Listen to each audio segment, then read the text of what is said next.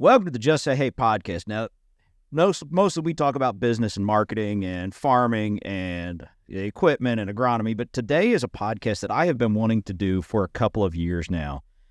We are lucky enough in our community to have the Beasley Equine Clinic, and they have been just amazing in helping us in our journey as horse owners, going from a pony for my daughter to, a full barn of pretty dang nice rope horses to, and guiding us and helping us along the way. And over the years, I have become really close friends with Dr. Travis Beasley, who has recently taken over the clinic. And I just think a lot of Travis, and I really love talking to him. We have a lot of things in common. And so this podcast is going to be a lot of fun. We're going to talk about forage. We're going to talk about some of the things that we have in common. So let's get into it. Welcome to Just Say Hey, the podcast, where we talk about what matters to small farms, whether it's business, marketing, agronomy, equipment, livestock health.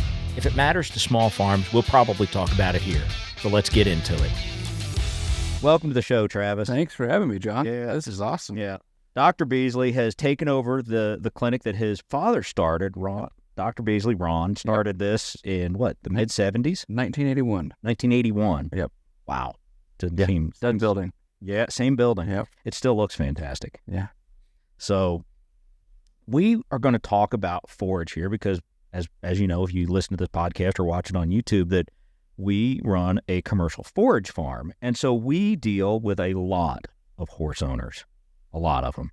And Travis deals with more. So, we talk to horse owners all the time, and we try to preach the importance of forage. Right. What do you think? It's great. They need it. Yep. From all kinds of aspects, the calories, the nutrition, and with the performance horses, we see a ton of stomach problems. And, Ulcers? Yeah, stomach ulcers, and we can mitigate a bunch of that prevention-wise just with hay. Really? By preventing stomach ulcers with hay? Yep. How does that work?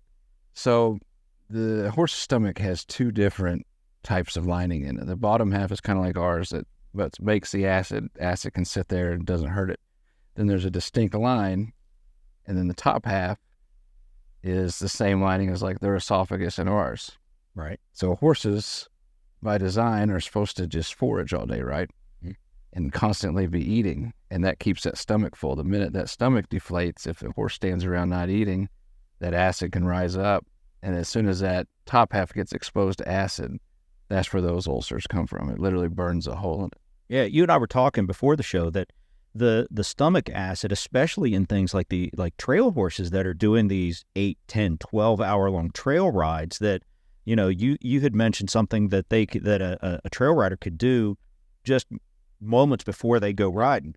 So we always preach forage first, okay. And that's whether you're feeding in the morning or getting ready to ride. Like we recommend 2 to 4 pounds of alfalfa, ideally because of the calcium and the added buffering of that. Right. And 2 to 4 pounds of that before you ride. Because if your horse goes more than 6 hours without eating, your risk of stomach ulcers increase like 4 or 5 times. Really? Yeah. So, by feeding our horse alfalfa or at least some roughage, some forage before we do any type of an event. Yep. While you're getting ready, tacking up, just let them eat hay. And any hay is better than nothing. Right. The alfalfa is a little bit better because of the calcium in it. That calcium buffers the acid. Okay. So, when we traveled a lot, so we would make sure we brought our own hay. Mm-hmm. How important is it to maintain a similar hay diet throughout the year? So, we traveled with our horses. You did a lot of the paperwork for us when we were traveling all over the country. Yeah. The consistency is big. A lot of the colics we get, part of the history is, any change in diet. Yeah, we switched hay 2 weeks ago. Whether it's a palatability thing or sugar content or whatever, that's usually a component to these horses that colic. Really? Yeah. Or if it's drier and stuff like that. So yeah, we had a horse one time where we were soaking it, and we were soaking our hay before that Duke horse of ours. Mm-hmm. We were soaking that hay so that he would, helping with some respiratory issues. But you see a lot of respiratory issues. We see a ton. And mostly due to bad forage. Yes, mostly due to the mold. And the biggest culprit's are round bales. Yeah. Because they sit out, they're exposed, the mold grows, and the first thing they do is eat that middle. Then they stand there all day and breathe that. And then they call it, there's a bunch of names, recurrent airway obstruction, heaves, equine asthma, COPD. It all kind of means the same thing. But that's the biggest thing we see mold-related wise. And we'll get the few that have the toxins that can get neurological and get super sick from that. But the asthma is the biggest. Yeah, we have a lot of people that call the farm looking for hay for their horses, and they want horse quality round bales. Now, I'm not saying they don't exist, because they do. There are guys that focus on that, and they put the hay up in the barn, and it's never sits outside. But for the most part, anybody we know that does round bales, that they sit outside and they grow mold. Yep, terribly. Yeah. And then unless you got enough eating them fast enough, I mean, it's going to get exposed out there. Mm-hmm. I mean, we sort of looked at it when we were feeding cattle. We've got a small cattle farm as well. When we feed cattle, we think 1 bale per head per month is sort of a, just rough math kind of way to think about it. Well, if you've got 1 horse, 1 bale, 1 month, that's 30 days of that hay sitting out in the rain, sitting out just growing mold, and they sort of eat out of the center. Yeah. And then they sit there and just breathe that mold.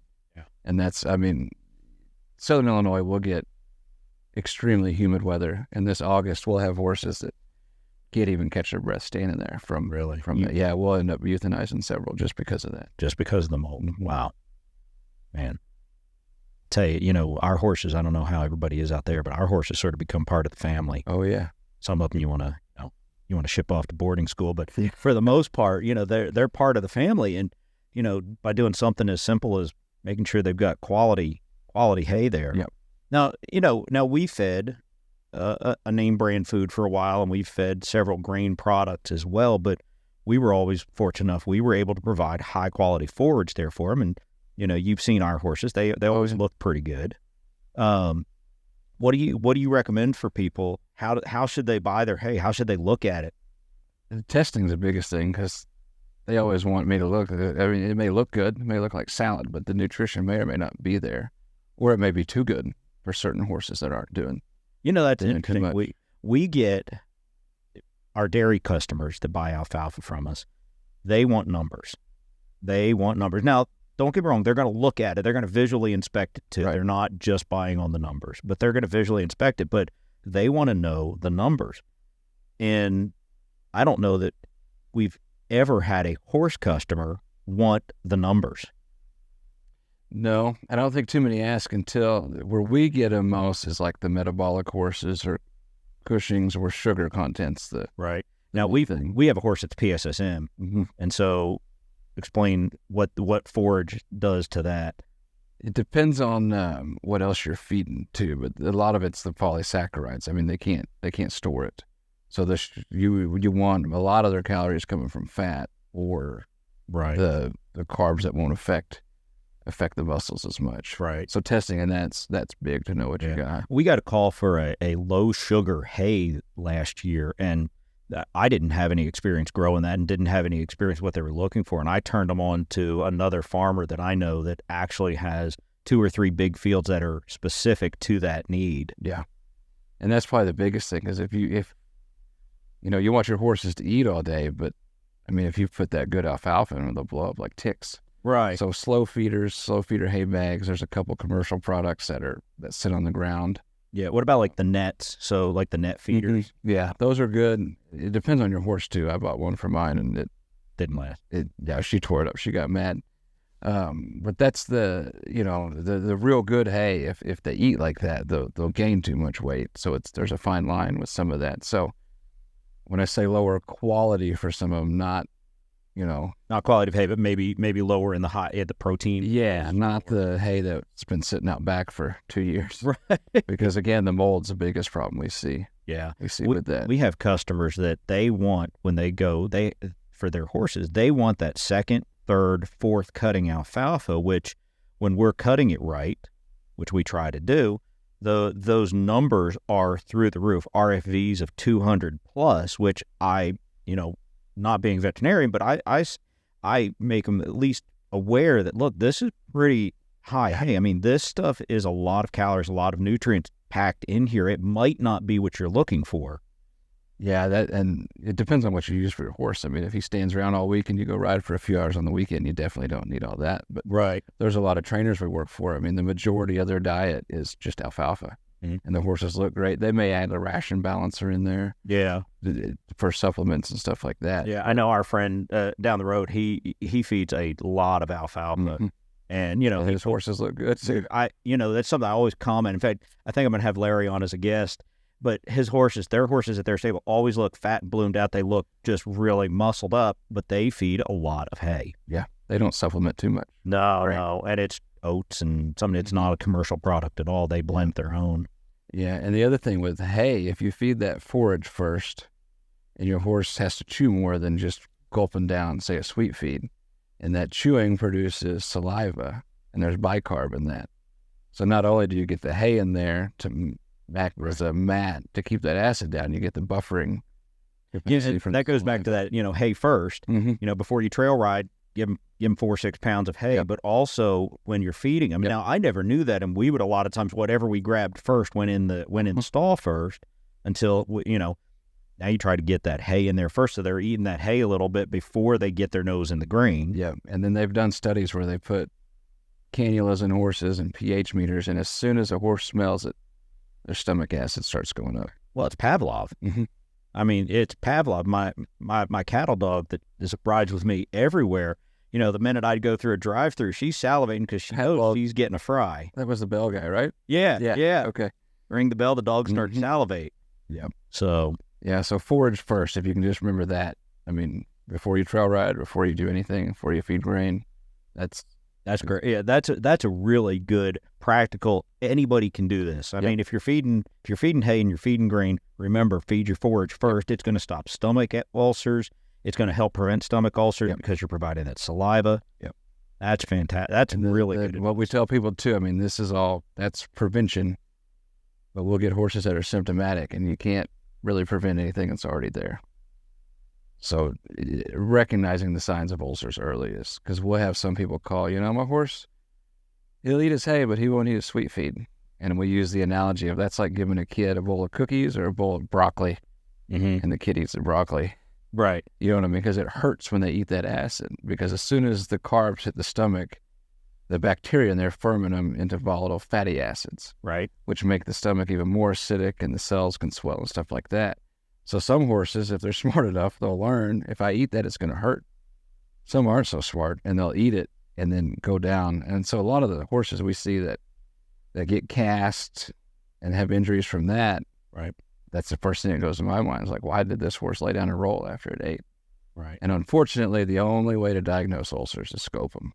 And that procedure is not cheap, and the treatment of ulcers is not cheap to do it. Really can't just get Prevacid. No.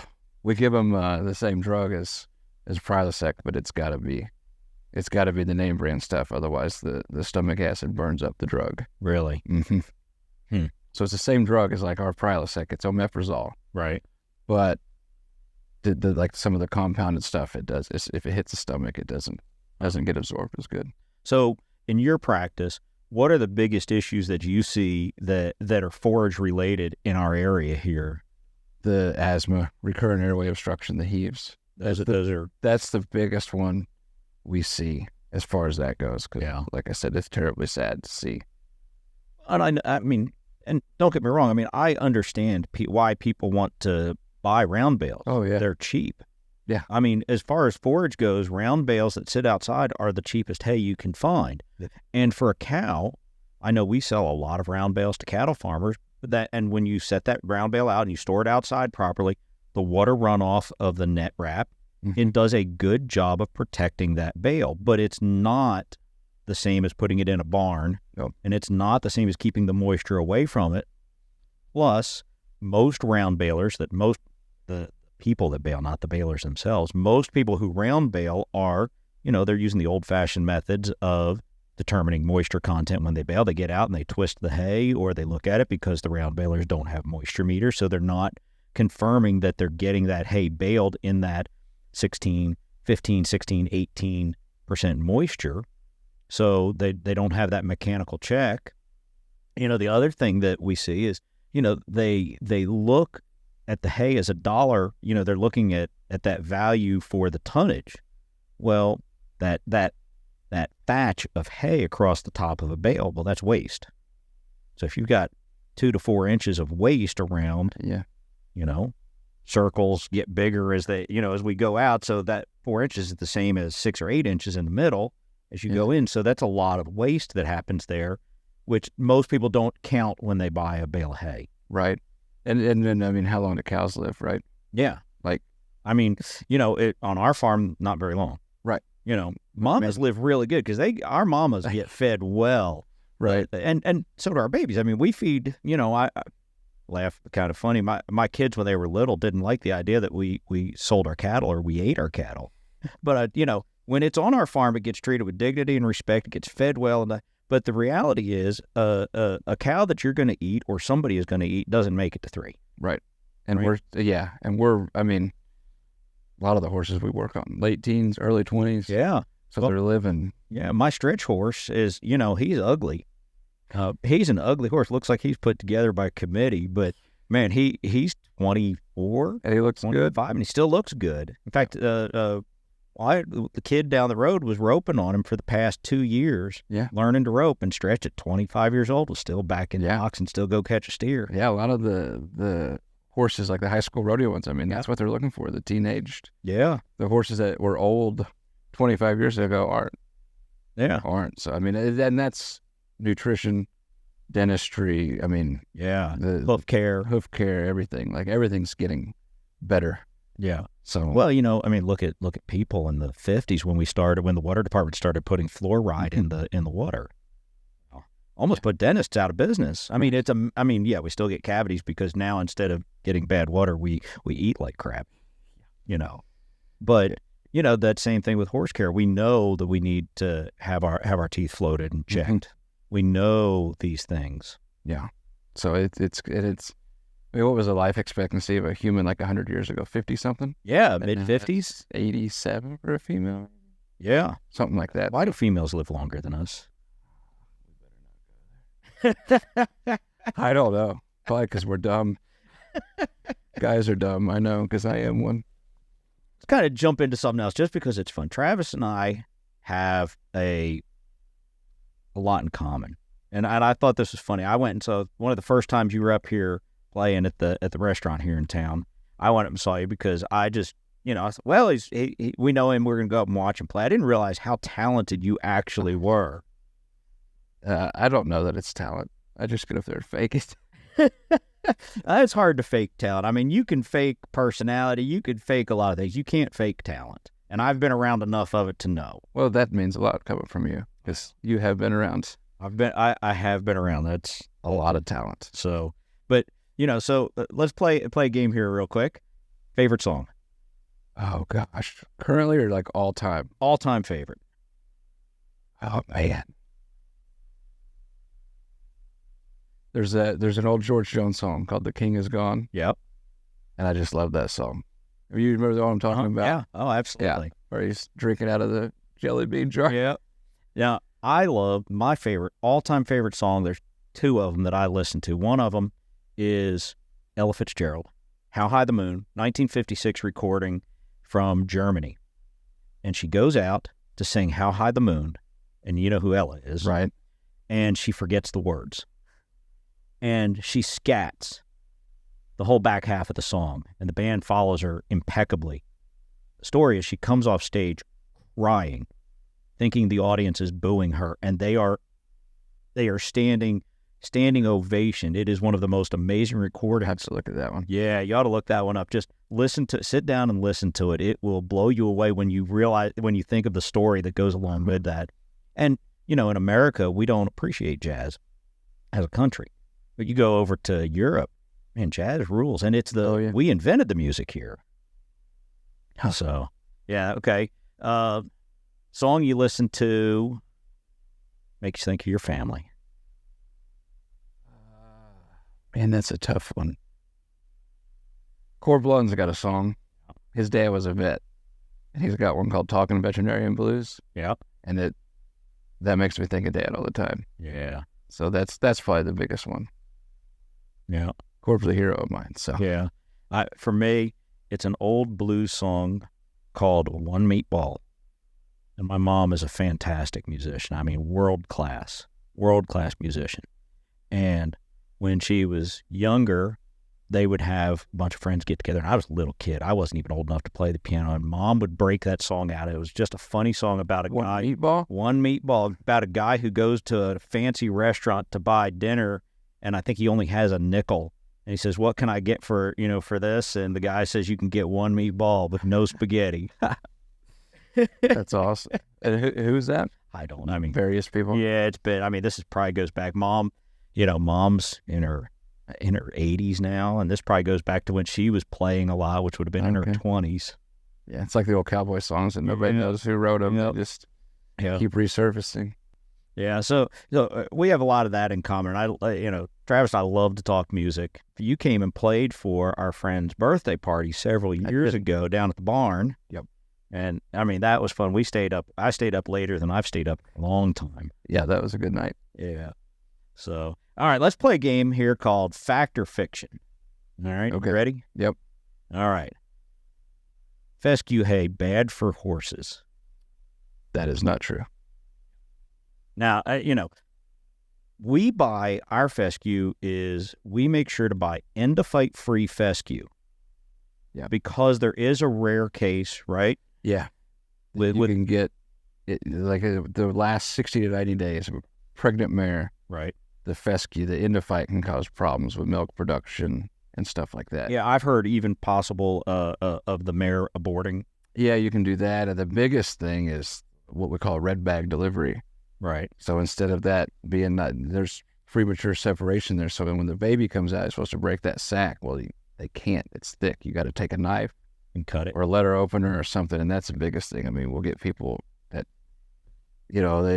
if they're not there, they may come out and then they just got a dead baby, and that's preventable. I mean, just you get the end-of-fight free stuff, or just and it's only like 60 to 90 days, because I have customers that you say the word fescue and they're running. You can't see anything but their backside because they're running away so fast because they've heard fescue's bad. Fescue bad. No, the only trouble we get from it is in that last. Some people say 60. We err on the side of caution. Right. 90 days, get your mare, and that's fescue hay. Pasture. I mean, most of the pasture around here is fescue. Yeah, especially the older pasture. Mm-hmm. It's that old field fescue, which is almost entirely, if I'm not mistaken, I think it's Kentucky 31 or something. So, yeah. And there's an end-of-fight infestation. When we plant new fields, we planted one, and we purposely planted fescue because we wanted that resistance to traffic. That's why it's so resistant, right? The end-of-fight in there makes it stronger because, I mean, horses are hard on pasture. Oh yeah, and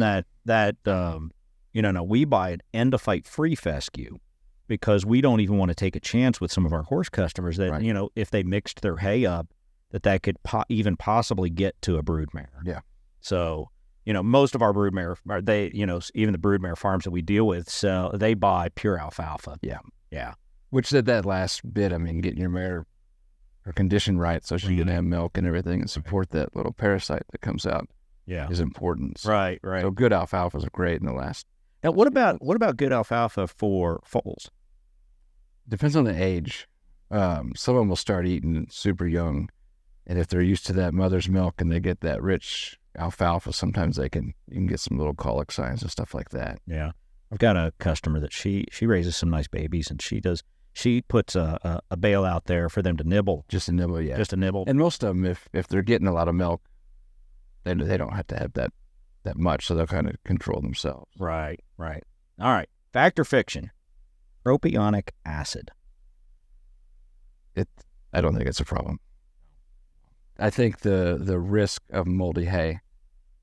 Well, I know the moldy hay is way more dangerous than propionic acid. That's the preservative you use, right? Yeah. So the propionic acid, from my understanding, is being the hay producer. For us, we look at it because it does two things to the hay. It provides it makes it just a little bit softer, more palatable, but it also is a mold preventative. Yeah. And it's in horses, they generate propionic acid in their stomachs. Yeah, I think the cecum, they can make up to like 2,500 grams a day. Really? So, yeah. So it's a natural. Yeah. So they're making it in their stomach anyway.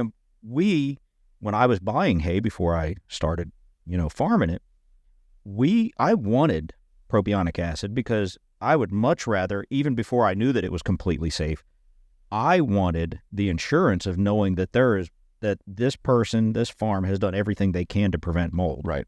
And it's so humid here. Like could you get by a little more moisture with that? You can. I mean, with the companies will tell you can bale. It's like 25%. Oh wow. Yeah. Now we don't bale that wet. I mean, because we make dry hay, so if it hits 20%, we're probably not baling. Yeah. But we put preservative on everything, on all of our hay, whether it's for it's wet or not. We put it on as an insurance policy for us, because we want to make sure we don't have mold, but also for our customers so that there's less of a dramatically reduced chance of having mold in that hay. Because, again, the COPD type reaction that horses have to hay that has mold in it. Yeah. And you said it's buffered? Yeah, it's right. Yeah. It's buffered. So, my limited chemical knowledge, it has about the same acidity to the horse's stomach as tap water. Yeah. No. It won't. So won't affect anything. Yeah. So I'd say go for it. Well, I'll see more problems with moldy hay than anything. Yeah, I mean, that's one of your biggest issues is people feeding those roundbows. We were talking about it earlier. All right. Fact or fiction? Trailering. To tie or not to tie? That's a good one. We're going to have to default to it depends, I think. Right. I think it depends on the trailer, the horse.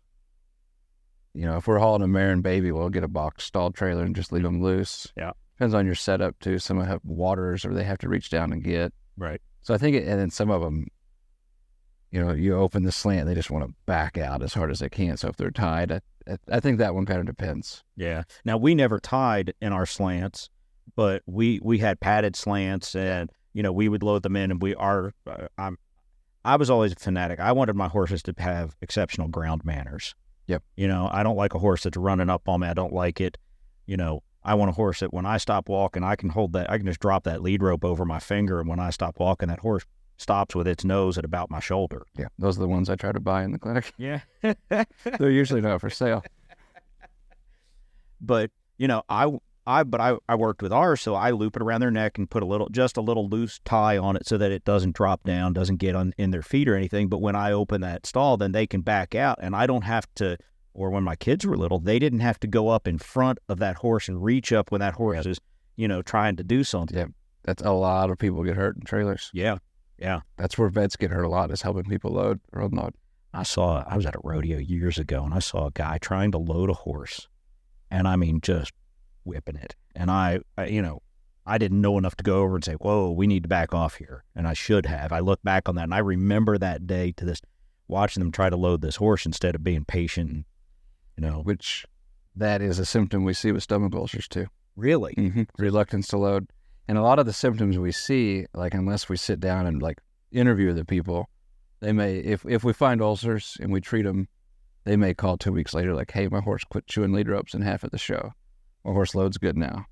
He quit weaving, Why do you think? Like that. Why do you think the loading of the trailer? I think it hurts. The bouncing? I think it hurts, especially if their stomach empty. I mean, going down the road, that stomach acid sloshes. Really? Mm-hmm. I wouldn't have thought about that. Or if they associate that with going somewhere and getting used and that hurting. Yeah. Huh. That's interesting. That is a common thing with ulcers, is reluctance to load. Huh. All right, here's one. I heard this the other day. My horse doesn't travel. I don't take my horse off the farm. Now, this is not me. I heard somebody saying this. They don't need to vaccinate them. False. Vaccinate your horses. Where's the kid? Vaccinate your horses.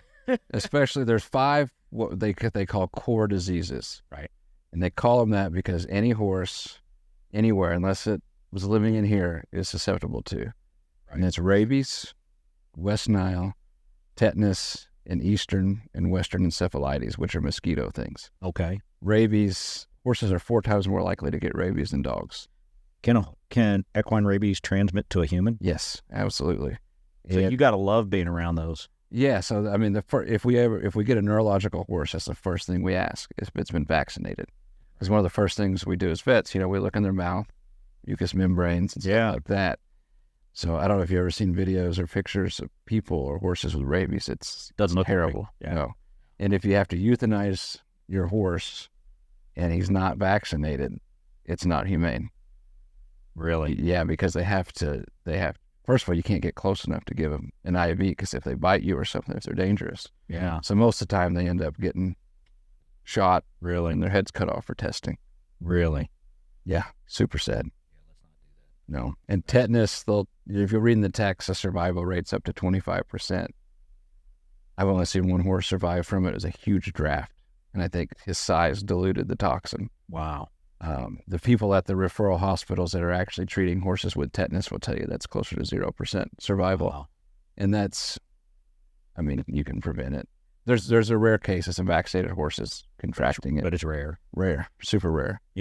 For years now, I know since you've been at the clinic and even before then, we built a relationship with you guys, and every year, we just come up on the list, make sure we get, You're calling me saying, hey, when's a good time to come out and do it? And getting on that list, even if I forget about it, you remember it because we're on that list to get it. Call your vet or call Travis. Yeah. And horses, we get the question a lot about, most of those vaccines are yearly. Every year they're going to be okay. Dogs was every 3 years for rabies, and I forgot how many years for tetanus. But horses' immune system sucks. Their memory's terrible, so that's why it's every year. Son, I got to tell you, I'm a little disappointed in our urban myths and old wives' tales. This healthy as a horse, they're the dang fragilest animals that I've ever been around. Yeah, it's amazing. Healthy as a yeah. Healthy as a horse. My horses have better health care than I have. Yeah. Geez, healthy as a horse, that just doesn't. No. Maybe 100 years ago when people were living in 240. Yeah, there's the way they're designed, and a lot of that's our fault as breeders too. We pick and choose what we want and forget about the health. That's interesting. My daughter years ago, had her heart set on miniature Australian Shepherd, and they bred these dogs for the look of an Australian Shepherd, but smaller, and health issues. They have these issues that, because the breeders are breeding for a physical characteristic and not looking at the mental health and looking at the physical health, they're breeding for that physical characteristic. Sometimes that gets overlooked, and that happens in the horse industry as well. Yeah, it's anytime you try to shrink a species. But a lot of the mini horses have the same problems as the dogs with the stifles. Really? Yeah, their groove won't be big enough. Their kneecap will go in and out, and then the collapsing trachea. I hadn't heard of that one. Yeah, dogs, the miniature breeds, a lot of them will want to collapse. When they breed, there's the pressure. And with dogs, they go on like a mesh and they can open it up. But minis have that. Mini horses can have the same. Really? I hadn't heard of that. Yeah. So shrinking stuff's not a good idea. There was the guy who bred the. Hold on, give me a second here. It is the miniature Hereford. Mm. He had a sound concept in doing that. His concept was that for a family to buy a steer, if you take a steer and raise it to commercial weight, you're 12 to 1,400 pounds when that animal is ready according to commercial standards for processing. Well, hanging weight is approximately 61% of live weight. Your actual package weight is about 75% of that 61%. So, but more than a small family will eat in a year. And his idea was breed a smaller cow so that one cow equaled one family for 1 year. And, I don't know if you've ever looked at, I think they're called AMUs, animal mass units. So you can rank how many animals can you support on your ground in an animal mass unit, and it'll scale up and down from a mama cow with a calf all the way down to chickens. Oh, okay. Because each animal has its own, or each species has its own mass unit that you can do the calculations on. So I understand. I might be wrong. I've been wrong a couple of times. My wife points it out, quote, right. But that idea was you could raise the same amount of cattle, or same amount of beef, but having that processing weight being something more suitable to a small family. That makes sense. Yeah. And, I've looked at lots of miniature cattle, I don't know why, but I think they're cute. Everybody does. Yeah, but the Herefords, I've seen the Brahmas, and they look weird. Little stick legs. They don't look like the full size. But the Herefords looked good. I wonder if they have those similar health issues. I don't know. I don't know either. But that's interesting. That is. I mean, you can't fault that guy for that's. I mean, it's a sound concept. Yeah. That's the story I read, and he did this as a 4-H project. I want to say it was like the 60s or 70s. Really? Huh. Yeah, and he started breeding them down. I know they're popular. Yeah. Yeah, I got a friend here in town, just bought 3 of them. He goes, how many bales will a miniature cow eat? I don't know. Are they miniature bales? Yeah, right. Yeah, the miniatures. So that brings up another question we ought to jump into real quick is how much hay should a horse be eating per day? And also kind of tie into that, how do you determine a horse's workload? So, we had rope horses. We were roping at least an hour a day on them, probably 5 days a week. They would get exercised strenuously. Is that considered a heavy workload? Yeah, I mean, I guess it depends on what your definition would be. Right. And there's not we recommend like 1 to 2% of body weight to be roughage. Per day? Yes. So at minimum 1. So horse weighs 1,000 pounds. That's 10 to 20 pounds of roughage per day. Yeah. Is that math right? Yeah. Yeah, I think so. Carry the 1. Yeah. So, but it also depends on what your horse is doing too. Right. I mean, you got guys going out riding feedlot all day. They're going to take more. Right. If it's a backyard horse that's already got metabolic problems, you don't need that rich alfalfa. You may right. So you might want something with a little bit lower RFV. And if you don't know, RFV is the relative feed value. It's a calculation of all the different nutrients that I have never had a horse owner that deals in numbers.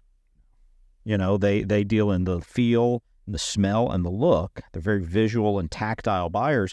But, what we might be interesting to sit down and talk about is like, what RFV should you be looking at for, something that's a heavy workload horse like a rope horse that's getting actively used and actively rodeoed versus, and a cutting horses and the sorting horses and those horses that are high energy, high end horses versus, and I say high end, don't get me wrong.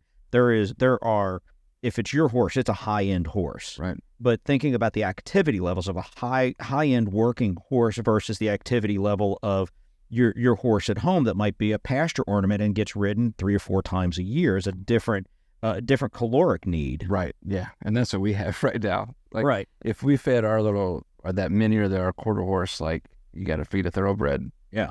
They'd be foundered by tomorrow. Right.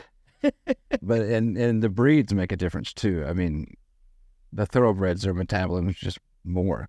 Mm-hmm. We'll see a lot of people that are used to the quarter horses or stuff like that. They'll go get a thoroughbred maybe off the track or something and beat it like their quarter horses, and they just start losing weight. So I mean, there's so many variables with the horses on that. I think it'd be. But that 1 to 2% body weight's probably a good place to start. That's a great place to start. We always looked. I mean, I'm a visual learner, but I always like to look at my horses. I mean, that's visually, I could look at my horses and know if something's going on. Yeah, getting a weight tape, and it doesn't have to be a weight tape, just something to measure and kind of keep a trend. If you see your horse every day, it's kind of like us too. You don't realize they're getting fat until. But if they do, you don't see them fat. No. But like people say, like, I don't think he's gained that much, and then they come in, they look like a show heifer. It's the frog in the frying pan. You ever hear that? Yeah, frog. If you put them in a hot frying pan, they'll jump. And don't do this. It's mean to the frog. It's just an old wives' tale. But if you slowly crank the heat up, the frog will sit there until it cooks. Mm-hmm. I mean, it's that slow. If you do it over and over, it's that first Big Mac's not bad. But when you have one every day for 6 months, then you start to run into some issues. Yeah, but like you said, looking at them, your hands on them, and getting a body condition score. I think it's also important. We deal with a lot of horse owners, and a lot of them are just they're pasture ornaments, mm-hmm. and it's a different relationship that if your horse is out in pasture, you may not think about them for a week, right? Where my horses are out on pasture over at Larry's place, but right now, but when they're here, they get handled every day, and that when something's wrong with them because they act different, right? Yeah, and I'm guilty of it too this winter. I mean, I saw them in the dark when I left to go to work, and I saw them in the dark when I come home, and we'd give them a handful of grain just so they'd come up there. But Yeah. it's tricky. Yeah. So what else do we need to cover here? What do you want to talk about? I've talked and asked questions the whole time. What do you want to know? The biggest question we get, we get people all the time because hay is kind of hard to get around here. Yeah. So they call us, where can we get it? And then most people are used to the small squares. Mm-hmm. And they're hesitant with the big ones. The main thing is the handling. Yeah, we see it. We get it all the time. Now, I will say we have never had a customer come to us for small squares, and we say we put the full sales pitch on it because it really is a better deal. But I've never had a customer who has switched to big squares go back. They never even think about going back. What? How many small squares are like in a big one? Is that even relatable or? It is. There is, the big squares. Well, there's 3 sizes of big squares. There's actually a few more, but there's 3 sizes that you generally see here in the U.S., and that's the 3x3, the 3x4, and the 4x4. And the 3x3 is the most common and the one most people want to, if they're going to feed large bales, is the one they want to deal with. Most people don't have the equipment to handle the 4x4s. They're a beast. They can weigh upwards of 2,000 pounds. And the 3x4s are about the same. They can be, 1,300 pounds for those 3x4s. They're hard for most people unless you've got bigger ag equipment to deal with.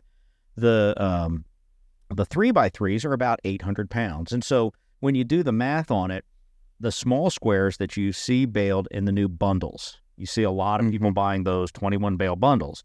Well, those 21 bale bundles, most producers are shooting for a 45 to 52 pound bale.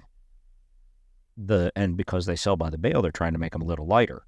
Now, that lighter is good, and a lot of people want that because they're easier to carry. I remember when I was a kid, bucking bales for a farmer around here, and they were wire tied, 2-string wire tie bales that weighed 175 to 100 pounds. As an 8-year-old, I could barely pick them up if I could pick them up. But those light bales are convenient. They're easy. But when you think about converting that to a big square bale, generally 16, 17, 18 small squares in a big square. Now, we built a feeder, so once a month we'd come in, set a bale down on our feeder that rolls around the barn, and it's got little arms on it. And when you cut the strings, they just fall apart, and then you just pick the flakes up. It is so much more convenient than small squares that it made us a believer.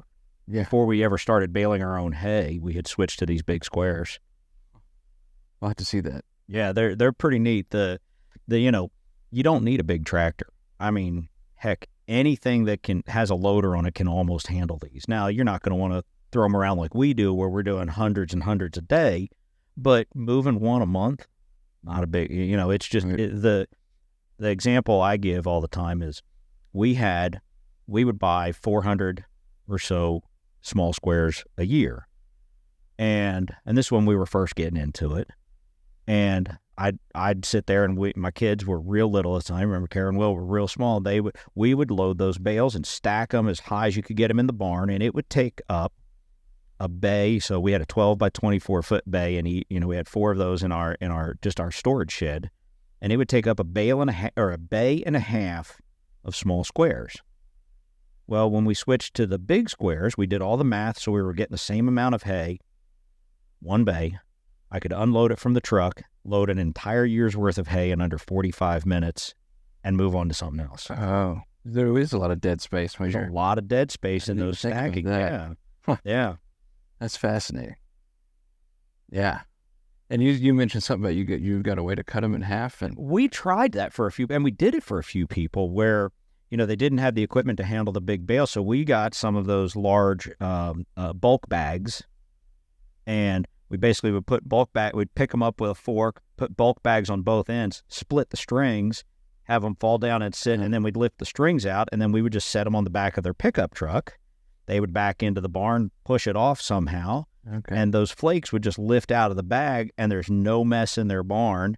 And when they get done, any debris is still in the bag. Yeah. That they could soak that, feed it to their horses, do whatever, There was no waste. They liked it. It's a little bit more labor intensive to get those bales in that bag, but if it makes it easier for people. Yeah, that's neat.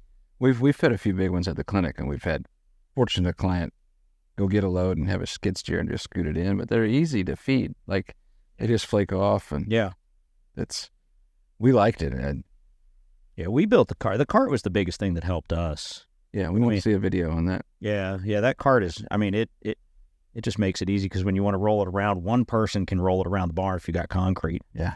Just rolls around the barn. It's easy. Huh. So. What I wanted to ask you too, like, I haven't heard of it in a while, but when I was younger, we hauled a lot of hay. And I remember some fields, you throw it around like straw, some of it, you're dead, but, and then I remember a farmer's barns burning down. Yeah. Was that the mold? That's the mold. Okay. I mean, if you pile mulch up in your yard, that biological activity that happens in there, you can, like, horse manure pile. If you let it sit out there and while it dig in, stick your hand in there. Yeah, yes, I'm saying stick your hand in the pile of manure, folks. It'll be 140 degrees.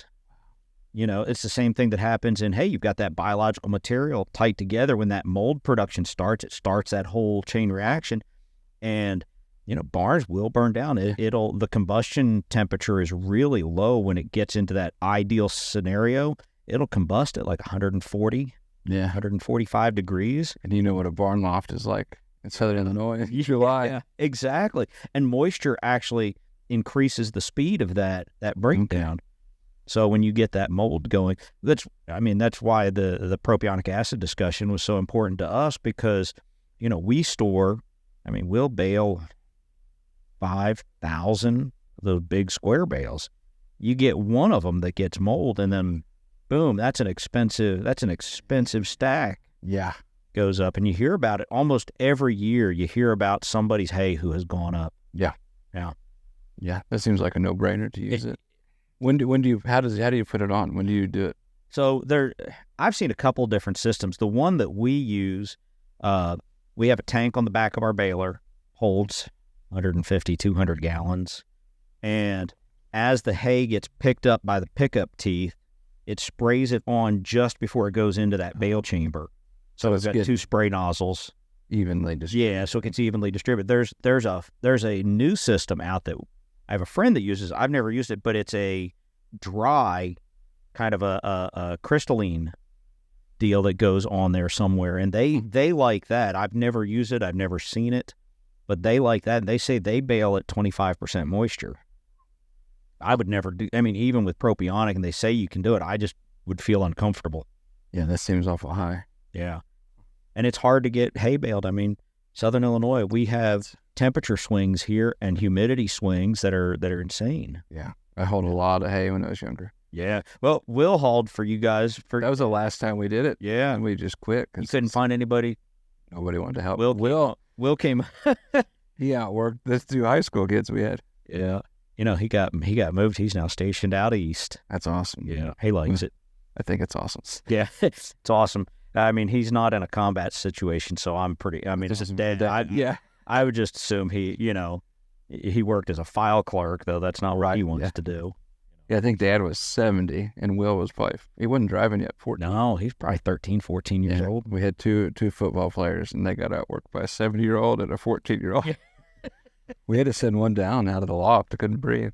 Really? Mm-hmm. Really? Yep. I don't miss that. In my mind, I look back when I bucked bales for a couple of guys, and I did that most summers. I look back, and those are some of the, just some happy times. But I had to pick up 3 or 4 small squares and put them up in a hay loft for somebody the other day. I don't know that I'd want to do that again. Yeah, I got other ways to make money now. Yeah. Yeah, I was dumb, and I got good at stacking. Oh, man. So I had to touch every bale. I should have not been very good, and I could have just walked alongside. Just all there. Yeah. Now, how much did you make a bale? 10 cents was the going rate. Yep. There was one farm, they paid us 15, and they kept a cooler full of Gatorade, and we had sandwiches at 5. Yeah. There was another one that it was 10 cents, and if they had to call more than 3 of us, if rain was coming or something, then we all got a little pay cut. Yeah. I remember I want to say it was now my friend Jimmy, he would tell me a penny a bale was what when he was a kid. And But what was a gallon of gas? yeah, I don't know. God knows back then, Jimmy. Quarter. Yeah. I mean, I think I made 5 cents a bale was the most I ever made. But that was probably back in, you're talking the late 70s. Yeah. Mine would have been the late 90s, early 2000s. Yeah. And 10 cents. We got 12 and and that much, did it? No. And I remember going down like on that Saturday night with your $100, you know. Oh, yeah. You're thinking you're king of the world. Uh-huh. Yeah. Next thing. Gas was like $1. That's right. A gallon. Bill Gates, watch out. Yeah, exactly. Yep. So I was trying to think if I have any more questions. I think we've covered a lot. What do you, Yeah. you got anything interesting? No, we will touch on the vaccinations, vaccinate your horses. And the other thing is call your vet, have them do it, because storing those vaccines is important. Like, they're not really supposed to be exposed to light. Right. You walk in the feed stores and there's their cooler wide open. They're all exposed to light. You don't know how they've handled them. And most of the main manufacturers, the big ones, they'll stand behind it. Like, we vaccinate your horses. If we think one gets flu or West Nile, I mean, they'll pay for testing and treatment up to like $5,000. Wow. Well, we talk about marketing a lot. That's, people who watch or listen to this podcast know that that's sort of what I did for a while. But I am a big, big believer in a couple things. And one is build relationships with businesses and people, right? Mostly people, but people, you are your business, right? It's not, you don't get up in the morning and change who you are to go to work. You are, you go and you take care of people's horses and you care about it. And I think it's important to build that relationship, because I remember calling the clinic years ago and we were a new customer, and you have so many people that call for one-off things and have nothing else, that it's a different relationship when you have, you vaccinate all of our horses, our entire remuda. You take care of them all. You know our name. It's a different relationship that when I have a problem, I know I can call. Yep. And if I don't get an immediate call back, it would be a shock. I mean, you just take care of everybody that way. But building that relationship and getting an annual program together, getting on that, getting some understanding, you put on that equine dinner every year. And I think that is absolutely fantastic. Yeah. You bring in some of the drug people that can actually explain what's going on and what we're seeing. Yeah, that's huge, because I mean, there's such a shortage of large animals, especially equine vets now. That I mean, and I'm solo right now. We're trying to hire them, but I mean, I can't get to everybody. Right. But if you support me the rest of the year, I'm going to be there when you need me. That's right. And that's everybody's take on it too. That's good business for you, but it's good business for me, the customer too. I want to know, I want a relationship with you, and we don't have, we're not a big commercial stable, but we have we've got a bunch of horses, and I want that relationship, because I know I'm going to get taken care of. I want to know that my horses that you have their best interest at heart. And that's important. Getting those vaccinations done. I mean, I can't tell you how many years that, your dad or you have called and said, hey, we need to get out there. I was like, oh, yeah, get it done. I finally did mine yesterday. Yeah. They've been down there for 8 weeks, and I finally got them. It's easy to lose track. So, I mean, we've implemented reminder systems and stuff like that. Yeah. So that makes it easier. But well, another thing is, people, we get calls. Everybody's, it's tough economic times. I get that. And people are price shopping. Yep. But you can't, hay is one of those things. I talked to a person the other day. If you farm corn or grain, it's a commodity, right? So the market sets the price and you have to live with whatever that price is. Hay will never be commoditized, because there are so many variations from one field to the next, from what time you bale the hay to the next, from one cutting to the next. There are so many variations that it can't be put in a group like that. So, building a relationship with the guy who farms your hay, get to know him. Yeah, I mean, whether it's our farm or somebody else, get to know the farmer, because you have that consistency of product if they're doing their job right and they care. I mean, we put a lot of time, effort, and a lot of money into making sure our hay is the best it can be, best that we can make it. And that relationship, knowing that I'm going to call before I sell all of my hay to one guy. I'm going to call make sure I try to take care of my customers because they take care of me. Right. And that's that same thing. Get to know if you buy your hay from a feed store, and there's nothing wrong with it. Don't get me wrong. That hay is probably fine. But that hay may have come from Jim's farm one month, and the next month they ran short, and they still need hay to sell, so they get it from somewhere else, and they're buying based on what's the best price for them versus what's the market price that they can get out of it, because that's their job, is to buy and sell stuff. It's a different relationship to the guy who grows it. Right. You know? And then, yeah, that's true with everything too. It is. I mean, but yeah, the takeaway from that, I think, would be like, if you want a vet or your vet to be there when you really need them, then you need to support them. That's the rest of the year too. That's right. So if even on the way here, we stopped and did vaccines in Coggins, and we saw an eye problem. Yeah. Picked up a little ulcer, and we got to fix it. That could have been a huge problem. And right. And that's the time we discuss stuff like we talked about today with the forage, and just small talk while we're vaccinating in Coggins, any other little concerns. So having that relationship with your vets, huge. I remember years ago, your dad was still working pretty much full time at the clinic, and I had that stretch horse that I was talking about. He just was starting to show signs that he was going to colic, and that horse has never colic, never done it. But it was a big temperature change, Mm-hmm. and we got out there and we did an oil change on him, and man, popped. Did you use a dipstick? No, we tubed him through the nose, Yeah. and but yeah, I mean that communication and that, because I'm pretty sure it was your dad back then, but your dad knew I took care of my horses. He, this wasn't a horse that had sat out and he knew I was very proactive and showed right up. You guys were right there. That building that relationship is important, and it's important with just about any business. It's not just veterinary and your hay farmer. I want people to be loyal to me, but I'm also going to be loyal to them. Right. Pretty much any business. Well, with that, we'll kind of wrap up here today. This has been a fun one. I had looked forward to this podcast for a long time. I just thought this was going to be fun. Yeah, this is good. I learned a lot about hay. Just say hey. Just say hey.com. Kind of a goofy name, I know, but you remember it. Exactly. I love it. So, Travis, good to see you. Yeah. If you guys remember, I'll put the information up to the Beasley Equine Clinic. Check them out on YouTube. Check them out on their social media channels. They do a lot of videos that are really helpful if you're trying to understand things about your horse. They've done several on hooves that have gotten out of control. They've done some on ulcers. They post a video at least on what are you doing every week. Trying to. Yeah, and they're very educational. I mean, these are really well done. They're good stuff. So check them out on social media. And the clinic is based in Southern Illinois. You handle pretty much all of the Southern Illinois area. Yeah. Are you pretty much? How far do you go north? We don't. Because of how much we got, I would try to get everything in. So we won't go more than like 45 minutes or so. Yeah. But we get a lot of people, 2-3 hour radius. Yeah. Horse people are like nomads. They don't care to drive. Well, my daughter and I talk about it all the time. Everybody else say, "Oh, it's 2 hours away. That's just too far. I'm not going." And we're like, "Heck, we've driven 8 hours for a rodeo that night." Yeah.